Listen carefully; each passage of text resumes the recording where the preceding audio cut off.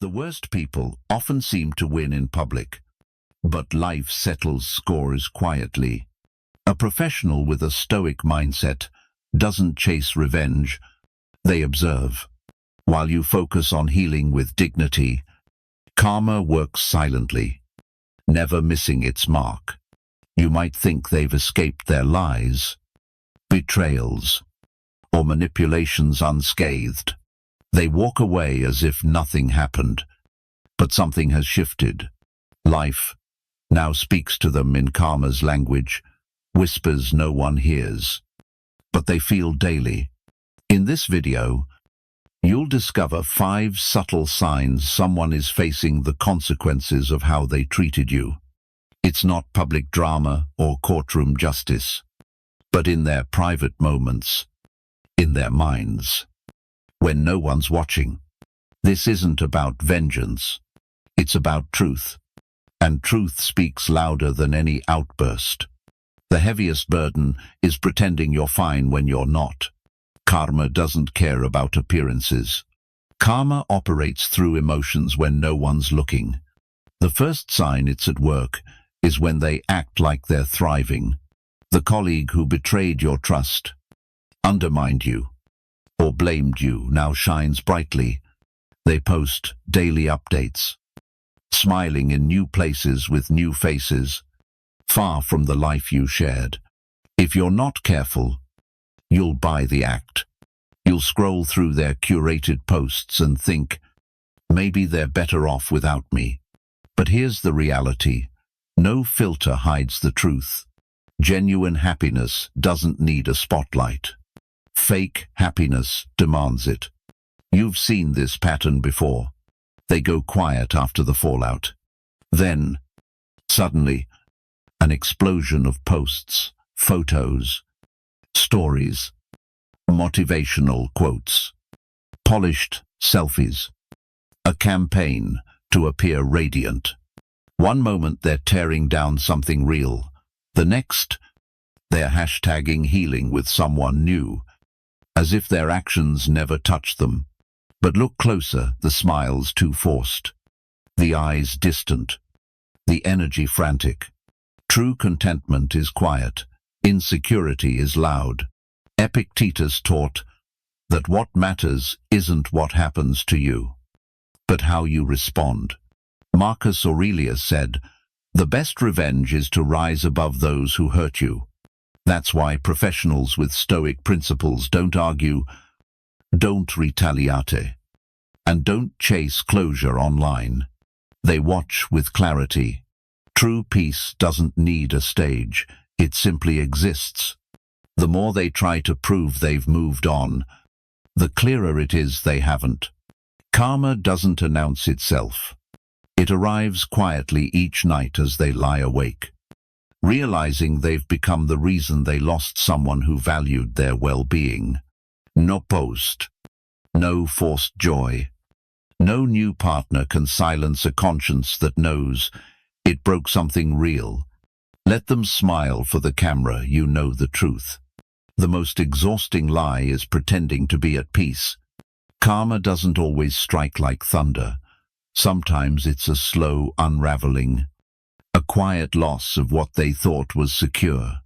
The second sign karma is working is when life starts reclaiming what they took for granted. You might expect karma to hit loudly: job loss, heartbreak, betrayal, but it's subtler, more precise. It doesn't shout, it doesn't make a scene, it quietly chips away, so subtle they barely notice at first. A connection fades, a client stops responding, a mentor pulls back, an opportunity slips away without a word. They shrug it off as life's randomness, bad luck, or coincidence, until the pattern becomes undeniable. Eventually, they're left standing in the wreckage of what they once dismissed, undervalued, or ignored. They may have called you overly sensitive, accused you of caring too much, or mocked your dedication, when in truth, you were the one who showed up with heart. You gave your all. You stayed up late, offering support during their toughest moments. You forgave their oversights. You believed in them when they doubted themselves. And how did they repay you? They criticized your effort, called you clingy, or said you were too soft for the corporate world. They took your presence for granted, not as a gift, so you stopped investing in them. You stopped fighting for someone who never showed up for you. Quietly, you walked away. At first, they felt liberated, untouchable, free from accountability. But then the silence grew louder. Message dwindled. Their network shrank. The people they relied on mirrored their own self-interest. Suddenly, the options they thought they had vanished. The support they once leaned on is gone. The comfort of someone who truly cared, irreplaceable. No one can fill the role you played, especially not someone who only knows the polished version they project to the world. Marcus Aurelius wrote, "Don't waste time debating what a good person should be. Be one." Karma restores balance by aligning life with truth. When someone mistreats a good person, they don't just betray you. They betray the version of themselves that once knew peace, patience, and authenticity. Karma doesn't punish with loud suffering. It shows them exactly what they've lost and forces them to live without it. Every interaction feels colder. Every new connection feels fragile. Every success feels hollow because deep down, they know they once had something real and let it slip away. Let them face that loss. Let them learn. Let them look around and realize nothing in their world feels as secure or meaningful as what they had with you. Karma doesn't just take away material things, it strips them of the version of themselves that thrived in your trust and respect. The third sign karma is at work is when you linger in their thoughts. Even if they pretend to forget you, they'll never say your name outright. But their vague posts about betrayal, loyalty, or moving on reveal the truth. They're wrestling with their conscience, and you're still at the center. They share cryptic quotes online, like, "Some people don't see what they've lost," or "I'm done wasting energy on the wrong people." At first, you might think it's just talk, but you know their patterns. You feel the guilt in their words. You've been there, scrolling past posts that hit like veiled confessions. They don't tag you or name you, but every word carries your shadow. They're trying to draw you in without admitting it. This isn't strength or healing. It's a conscience crying out through the cracks of a crumbling ego. Their colleagues might miss it, but you see it because you once cared deeply enough to know their silences, and now those silences are screaming back at them. Karma doesn't always strike with grand events. Sometimes it punishes through obsession, uncontrollable thoughts, regrets they can't swallow, memories they thought they'd buried, but can't escape. A Stoic professional doesn't seek revenge or respond to the noise. They don't engage. They don't fire back with cryptic posts of their own, because responding gives power away, while silence reclaims it. Epictetus said, "Live, so no one believes the slander against you." Let their vague words reveal their truth.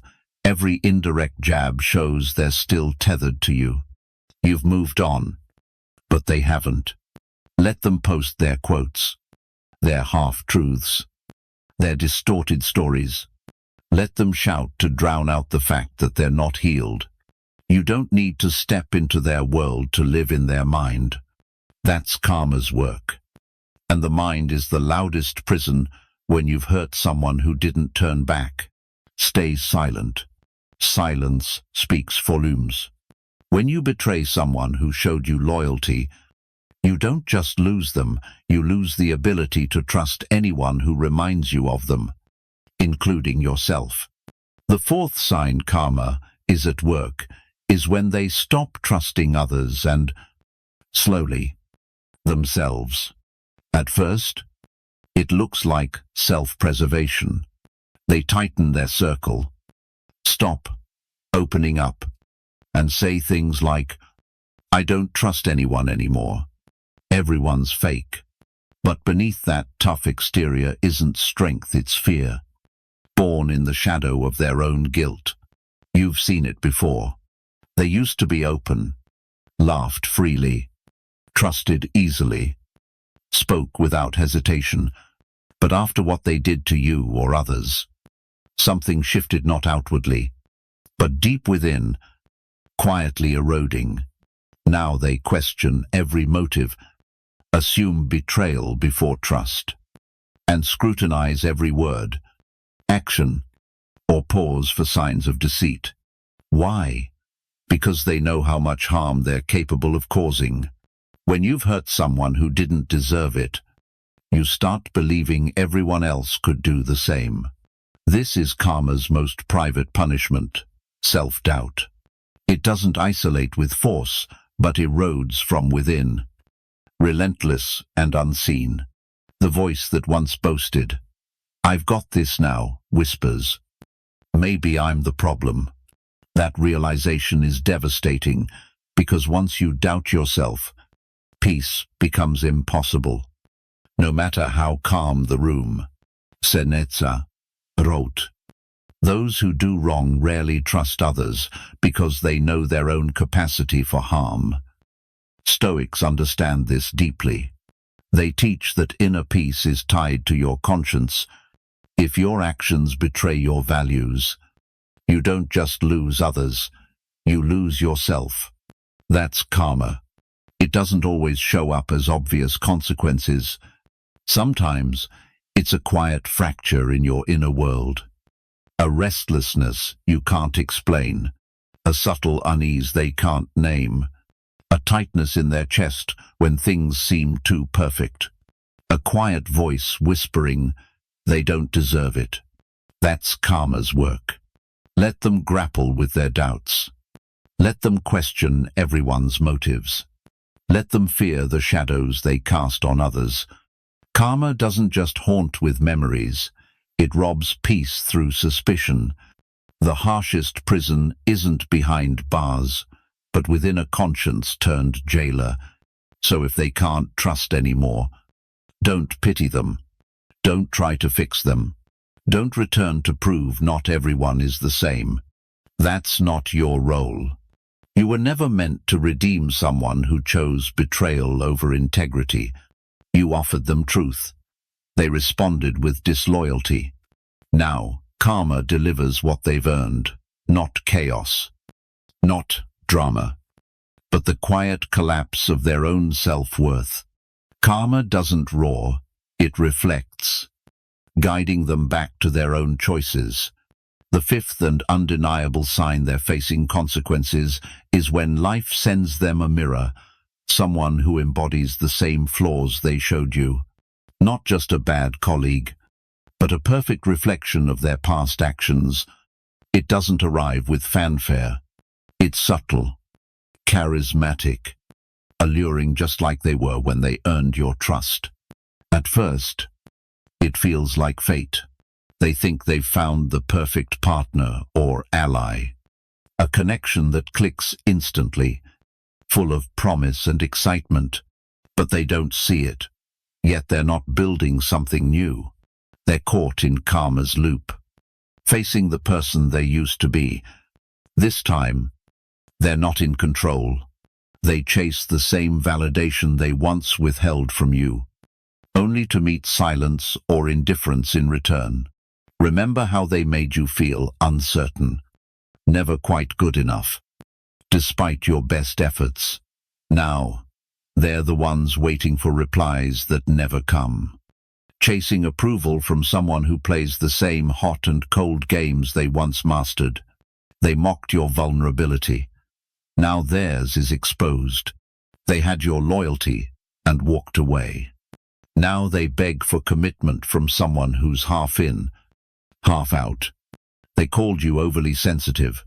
Now they're labeled the same by someone who dismisses their needs. Karma doesn't just repeat it, mirrors, showing them their own tactics through someone else's actions. At first, they make excuses. This person's just complicated, misunderstood.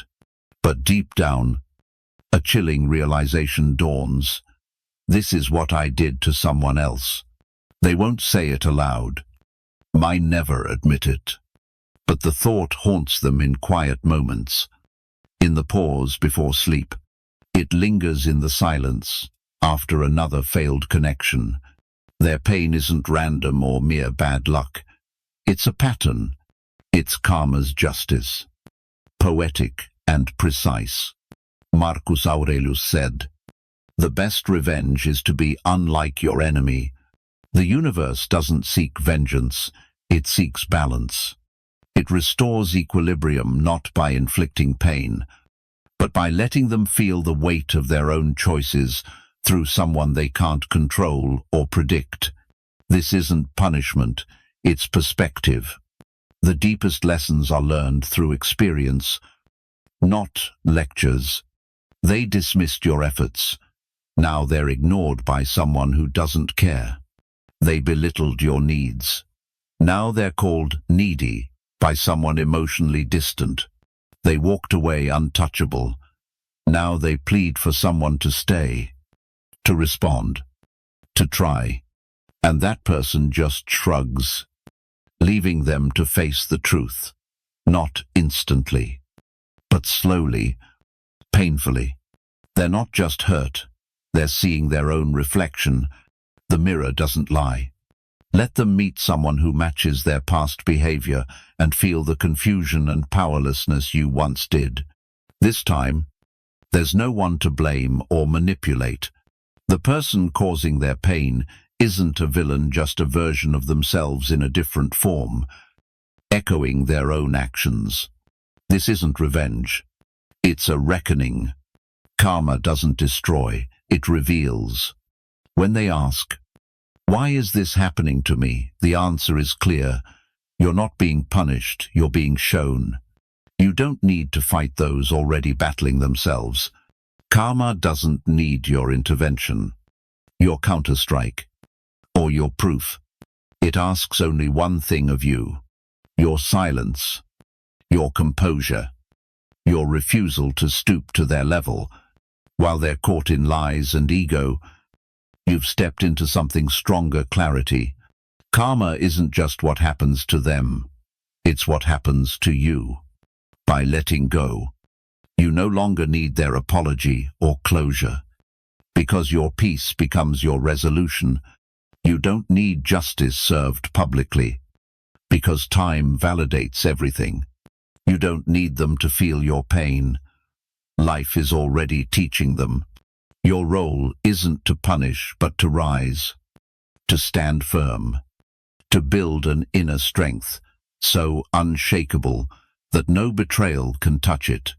Not even the shadow of those who wronged you can disrupt your calm. That's the path of a professional grounded in Stoic wisdom. We don't curse our adversaries or chase validation. We move forward with discipline, quietly, in a way karma respects. So, if someone hurt you without remorse, acting as if you didn't matter, let them go. They may seem free, but they're haunted by one thing: they can't silence the truth.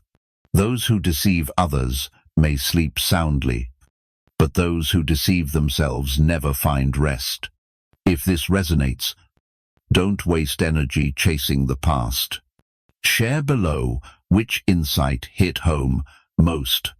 Let others know they're not alone. If you're walking this path of quiet strength, join.